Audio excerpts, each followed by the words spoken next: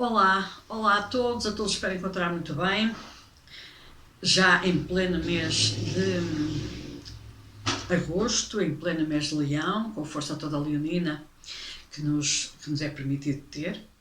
É assim que o universo nos abençoa, depois cada um é que tem de ter responsabilidade e consciência de fazer desta dádiva do universo aquilo que achar melhor, mas é a nossa responsabilidade. Hoje o assunto é bem triste, mas tem de ser falado.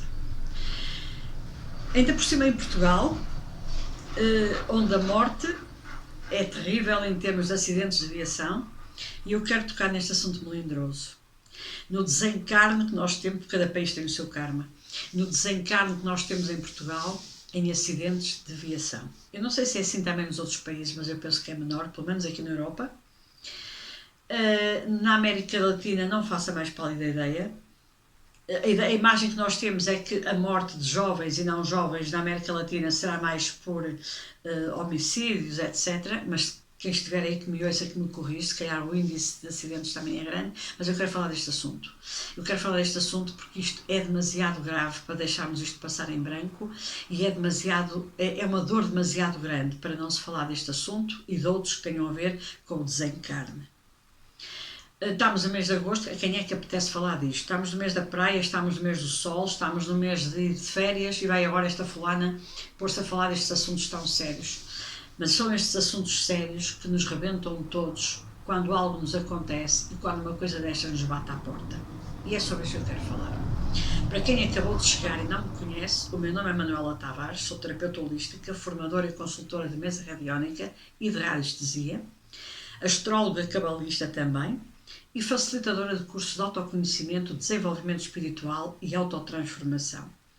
Tens tudo sobre mim, sobre as minhas formações, sobre os meus cursos e sobre o meu currículo no meu site www.terapiasmineralholística.com.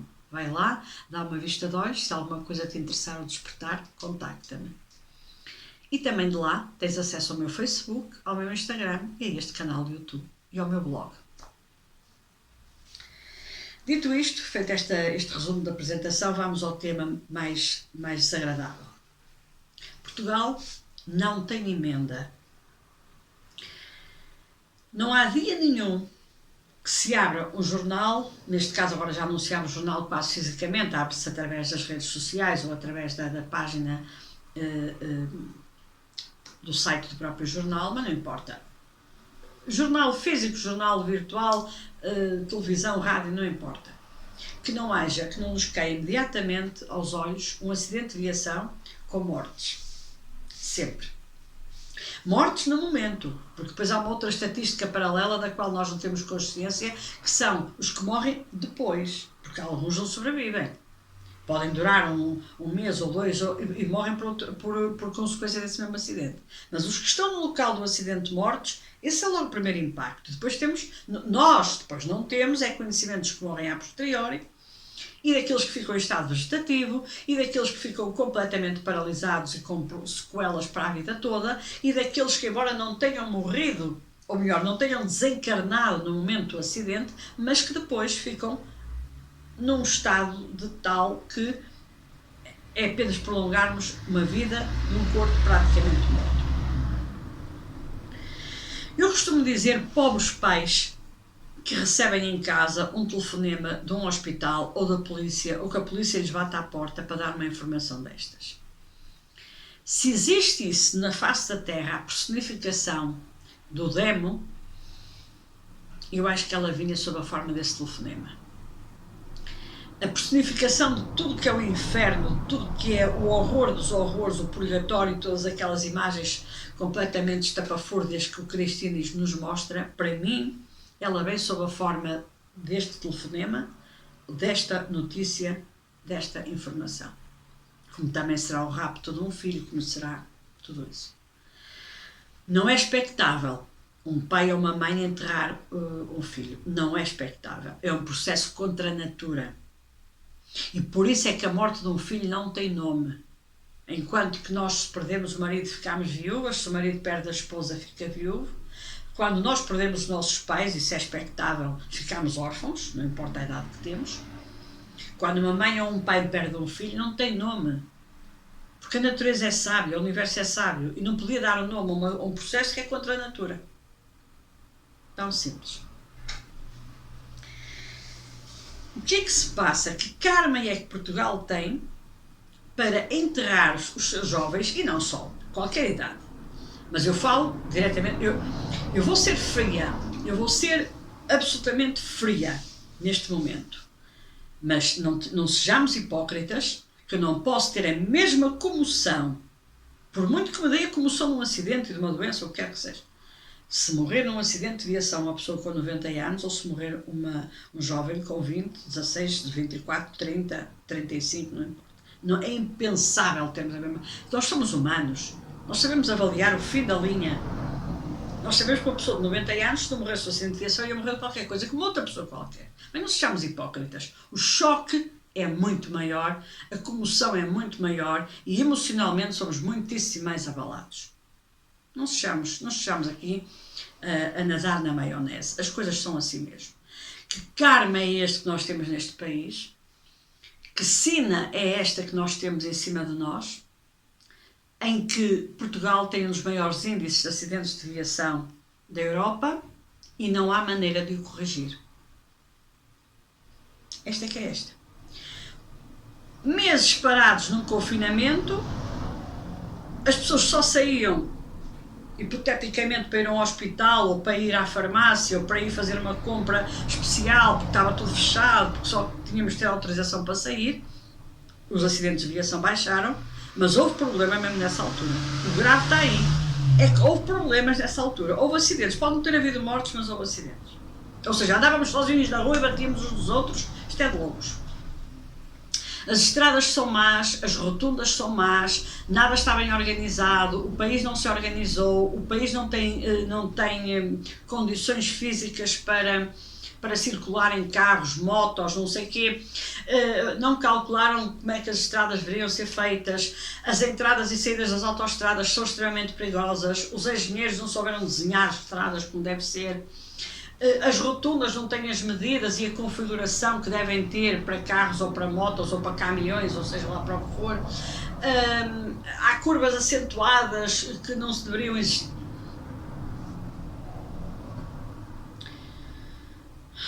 Espera aí, eu contra mim falo, porque eu também tenho o pé um bocado pesado, mas será que se nós andássemos todos no limite dos limites da velocidade, essas coisas todas más tinham esse impacto e essas consequências? Pergunto. Será que se nós andássemos todos a uma velocidade moderada, muito moderada, muito moderada, que ninguém anda, eu também não, mas será que se nós andássemos todos, os nossos acidentes tinham consequências tão graves? Enterrávamos assim tantos filhos?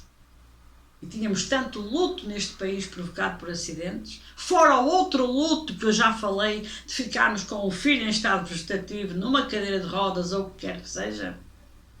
Será que eu tenho as mesmas consequências a 120 a hora do que tenho a 60 ou a 50 a hora? Será? As rotundas podem estar todas mal feitas, e eu acredito que estejam, porque não sei, pelos vistos há um problema de haver um jardim ou uma estátua em cima da rotunda que tira a visibilidade do condutor ou coisa que valha. Mas depois nós somos o único animal à face da terra que tenhamos conhecimento, que apreciamos beleza. Então não queremos uma rotunda só, queremos um jardim, queremos um chafariz, queremos não sei o quê. Depois aquilo arranjamos ali uma desgraça para outras pessoas, nomeadamente para quem tem motos, uma coisa desse género. Mas será que se a nossa consciência cívica na estrada mudasse, as consequências eram as mesmas? Pergunto. Considerando que ninguém vai mexer nas rotundas, considerando que ninguém vai mexer nas estradas, considerando que ninguém vai mexer em nada, está tudo conforme está. Nós mudamos. Nós um dia decidimos acordar todos de manhã e andar todos a 60 a hora. E ao final do dia, qual é a estatística de acidentes? Colocar esta hipótese, esta teoria em cima da mesa, porque ninguém vai obedecer a isto, mas será que as consequências eram as mesmas? Eu acho que não. E nós cristãos, a maior parte de nós, educados numa filosofia, numa doutrina, filosofia malova, numa doutrina cristã mal amanhada, mal interpretada, mal explicada, não sabemos lidar com a morte. De todo. E porque não sabemos lidar com a morte, também não respeitamos a vida. Esse é que é o problema. É que como nós não sabemos lidar com a morte, também não respeitamos a vida. Porque nunca ninguém nos explicou as consequências dos nossos atos. O cristianismo não explica a ninguém o que é o karma, o que é o dharma, o que é o tikkun. Pelo contrário, por um lado vamos à Igreja Católica e a todas as igrejas cristãs, eles falam realmente no Espírito, na vida para além da morte, mas depois apagam logo e dizem que o único que ressuscitou foi Jesus Cristo. Não querem conversa sobre outros assuntos que não seja a religiosidade tacanha e espartilhada, fala-se de espiritualidade, é proscrito, mas depois eles falam à maneira deles. E como nós não sabemos nada sobre a morte e sobre a vida para além da morte, também não aprendemos a viver como deve ser. E então achamos sempre que isto não tem consequências, que as nossas atitudes não têm consequências, que os nossos erros não têm consequências. E não estou a falar para os outros, estou a falar para nós. Eu ponho a minha vida em perigo a 250 km por hora numa autoestrada, que tem acontecido cá em Portugal, e não tem consequências. Eu estou a fazer manobras perigosas e com excesso de álcool e em ultrapassagens mal calculadas, ponho-me a mim em perigo e ponho os outros, isto não tem consequências. Eu faço de uma estrada normal, de uma rua normal, uma pista de automobilismo, isto não tem consequências. E dizemos nós, vive esta vida porque não tens mais nenhuma, estás tão enganado. É o acúmulo de várias vidas que te fazem vir aqui à Terra muitas vezes e, pelos vistos, sempre com erros repetidos. Nós não sabemos encarar a morte e lidar com ela por ignorância total e, como tal, também não temos o mesmo respeito pela vida, nem a mesma interpretação. E não percebemos que a causa e efeito está cá. É cá e lá, está em todo lado. A Terra é realmente um mundo de escola. E só vem à escola quem repete o ano. Caso contrário, ascende para outros patamares sem necessidade de reencarnar. Então é necessário continuarmos com este flagelo? Fugimos de quê ou de quem? Porquê é que nós, portugueses, nos queremos pôr à prova constantemente a uma velocidade estonteante?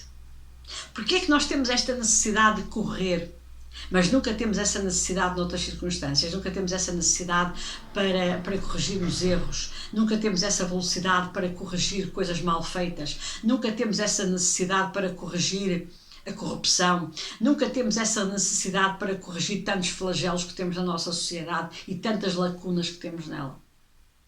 Mas para nos armarmos em espertos e em pessoas muito importantes que até atingem níveis de velocidade estonteantes e para ostentar, olha o ego, ostentar o carro potente que nós acabamos de comprar, que consegue chegar aos 300 km por hora, nós aí vamos ao limite dos limites, a uma velocidade imensa, porque isso alimenta o nosso ego. E se daí sairmos ainda vivos, alimentamos ainda mais, porque dizemos, eu fui a 300 km por hora e não me aconteceu nada. E continuamos a desafiar a natureza, o mundo, o nosso karma e o nosso dharma, como se nada fosse. E pagamos caro essa fatura. Muito caro. Há dias contaram-me a seguinte história. Eu creio que é na Suécia, que nos metros da Suécia as pessoas pagam um bilhete, como toda a gente, como cá, no mundo inteiro, mas há uma parte em que as pessoas podem passar sem pagar. E esse corredor de passar sem pagar está feito para pessoas que perderam a carteira, esqueceram-se da carteira em casa, não costumam andar de metro, mas tiveram uma notícia qualquer que os transtornou e saem de metro, não sei, qualquer coisa, até nomeadamente quem foi roubado, por exemplo, ou quem perdeu a carteira, ou quem se esqueceu da carteira em casa, não tem como pagar o bilhete, então passa pelo corredor, não paga, e depois no dia seguinte pagará. Há alguém que perguntou assim, se existe um corredor para não pagar, então nós vamos sempre para aquele corredor, então por que vamos pagar? Porque temos necessidade de pagar. Então o corredor está lá, ninguém nos penaliza, a polícia não vai atrás de nós, podemos perfeitamente passar sem pagar, dizemos sempre que nos esquecemos da carteira e já está. Mentalidade tacanha, miserável, miserabilista, pobre. Porque esse corredor foi feito para pessoas que realmente tiveram uma situação inusitada na vida. Se tu tens possibilidades de pagar, porque é que vais fugir? É por isso que não sais da pobreza. Porque tu tens dinheiro para pagar, mas não queres sair da pobreza. Continuas a assumir que és pobre e ir para o corredor daqueles que não têm dinheiro para pagar, ou que perderam a carteira, ou que foram roubados, não importa. Para quê? Se tu tens dinheiro para pagar, paga, contribuis com dás o teu contributo para que aquele meio de transporte funcione, para que as coisas andem. É esta a nossa postura. Faça muita coisa. O meu carro pode chegar aos 200 km por hora. Para quê? Para me pôr a mim em perigo e pôr em perigo os outros? Para quê? Para alimentar o quê? Qual é a minha parte que está a ser alimentada? O meu ego? Então estou do lado errado da equipa. Estou na equipa errada. Na minha sombra. Estou a alimentar a minha sombra a andar a 200 km por hora numa rua onde eu só posso andar a 60. Estou a alimentar a minha sombra. Ou tenho consciência disso ou então estou tramado. Uma coisa é, as autoestradas em Portugal só se pode andar a 120, é o limite. E eu, por distração, ou por tenho o pé pesado, e eu, Manuela Tavares, tenho, vou a 130. E de repente, espera lá, vamos puxar atrás, senão ainda apanho multas, porque o meu problema são sempre as multas. Mas, na verdade, eu vou a mais 10 km por hora do que devia ser, que a lei permite. Certo? E a consciência também tem de dizer as coisas. Outra coisa é uma autoestrada, o limite da velocidade ser 120, não é que eu esteja a desculpar os meus erros. Pelo contrário, pago por eles que vocês não queiram saber. Mas a autoestrada vai a 120 e eu vou a 200. A diferença é abismal. Convenhamos. Para quê? Porque o meu carro pode. Mas tu precisas? É a mesma coisa que o corredor do metro gratuito lá na Suécia, Estocolmo. Acho que é lá. Tu precisas de passar sem pagar? Não, então paga. Tu precisas circular a 200 ou 250 a hora? Não. Então porquê é que o fazes? É um desafio pessoal. Ok. Vai para um circuito fechado, pegas no teu lindo carro que custou 1 milhão de euros, fazes um circuito fechado, onde se te matares é só a ti e as consequências vão ficar só contigo, e resolves esse teu problema. Avisas a tua família a dizer, este é o meu sonho de vida. Gosto muito de vocês, mas decidi pôr a minha vida à prova. Pronto, e a tua família, coitadinha, começa-se a mentalizar que tem um filho ou uma filha que quer aquela vida. Os corredores de Fórmula 1 todos têm família. Mas desde crianças que disseram, eu quero fazer aquilo, este é o meu objetivo de vida. Eu imagino que é um pai ou uma mãe de um corredor de Fórmula 1 ou até da Rally, o coração deles deve ser do tamanho de uma ervilha de cada vez que aquele filho entra para um carro e começa a andar. Obviamente. Mas aprenderam a dizer, esta é a vida do meu filho, por muito que eu sofra, eu vou ter que o respeitar. Ok, é aquilo, já está. Agora, sais de manhã para trabalhar e entras numa autoestrada e vais a 200 à hora, com todas as consequências que... O que é isto senão uma infantilidade? O que é isto senão uma irresponsabilidade? Bem-vindo ao mundo real. E eu deixaria aqui o meu alerta para todos os portugueses que me ouvem, mas também para todos os brasileiros que eu sei que me ouvem e para todas as pessoas, para ganharmos um pouco de consciência, porque nós no dia em que ganharmos a consciência da vida e da morte, e este desencarne é uma constante neste país, se calhar nos outros também, e se for esse o caso podem deixar em comentários, há coisas que nós não temos verdadeiramente noção, só quem lá vive nos países é que pode dar essa informação mais fidedigna. E não estará na hora de todos pensarmos um pouco nisto? É que o desencarne está cá, porque Plutão está a fazer a sua limpeza. Mas Saturno está em peixe a exigir a nossa responsabilidade. Nada nos fez demover destas ideias malucas, nada nos fez ganhar consciência dos erros que andámos a cometer. Pronto. Então nós traçamos o nosso próprio destino.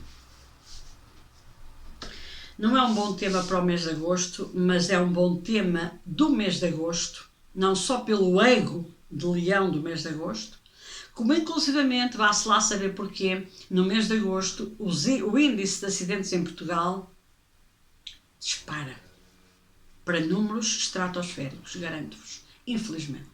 Deus queira que este ano não seja assim, é uma bênção, mas infelizmente costuma ser. É muito arriscado o mês de agosto em Portugal. Desejando que todos passem este mês em paz, com saúde e serenidade, com muita consciência acima de tudo, que revejam os vossos valores, os vossos princípios, as vossas ideologias, que revejam toda a vossa vida e que revejam aquilo que realmente vale a pena e o que não vale. E transmitam isso aos vossos filhos e façam-nos refletir e façam-nos pensar. Senão não conseguimos mudar consciências. Eu espero que os anjos realmente nos abracem duplamente este mês, porque nos protejam de tudo isto, nos protejam de todas estas inconsequências e de todas estas maluqueiras que nos passam pela cabeça e às vezes destes atos inconsequentes da nossa parte. Que a fé realmente essa nunca nos abandone, porque é essa fé que nos desperta também para a tomada da consciência. Uma boas férias para quem está de férias, um bom retorno ao trabalho para quem está a retornar ao trabalho, mas sempre com calma e serenidade. Com calma e serenidade, não precisamos ter muita pressa, nem para ir de férias, nem para voltar para o trabalho, a seu tempo. Um grande abraço e até à próxima partilha.